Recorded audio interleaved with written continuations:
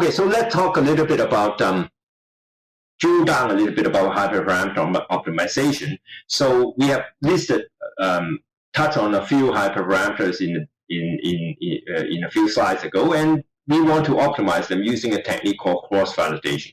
What does cross-validation mean? Well, once again, in cross-validation, you will divide the training set into k parts. Now, this k may not be the same k as the random forest k. Okay, I should have used a different letter, but unfortunately, everybody in the business used the same letter k. Okay, but they are not the same k.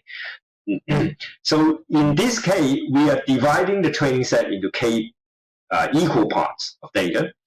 We will build k different models on this data. For a model I, we would use all the data except the I subset. Right? So you build k models, and on the I model, you are omitting the data subset I.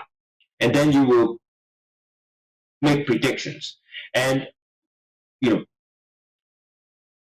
based on a particular hyperparameter, lambda. Okay, lambda is a hyperparameter. So after you make these k different models, right? Because each model is trained by the entire training set minus the minus the I subset.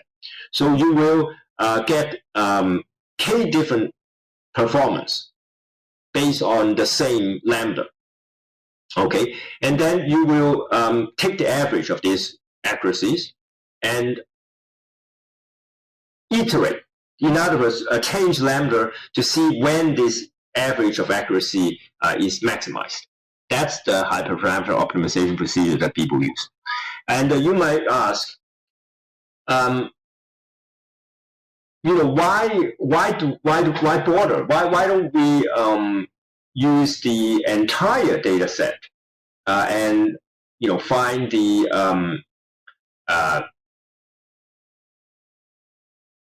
maximum value of the performance, and find the lambda based on where it maximized the performance over the whole sample. Well, again, if you do that, the lambda will be optimized based on in-sample data. This is typically not very good. It will overfit the data.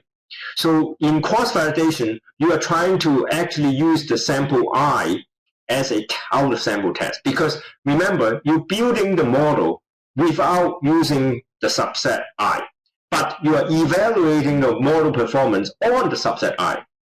Right? So in other words, in the cross-validation procedure, and I think it's better to look at this chart diagram, the whole thing is the training set. Right? We haven't even looked at the test set yet. But the whole thing is a training set.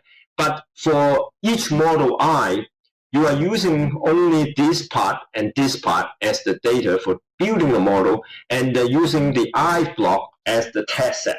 But actually, it is better called a validation set to evaluate the performance. And you are doing that k times. So you get k performances that are essentially out-of-sample performance, and then you average them to get a better, more stable out-of-sample performance. And then you will optimize your hyperparameter based on this out-of-sample performance.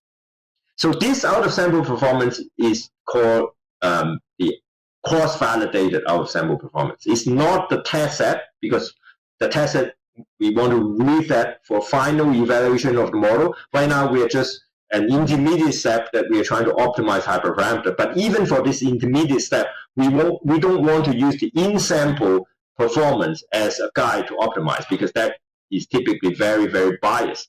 We still want to use the out-of-sample performance to guide our hyperparameter optimization, and that's what this cross-validation procedure is.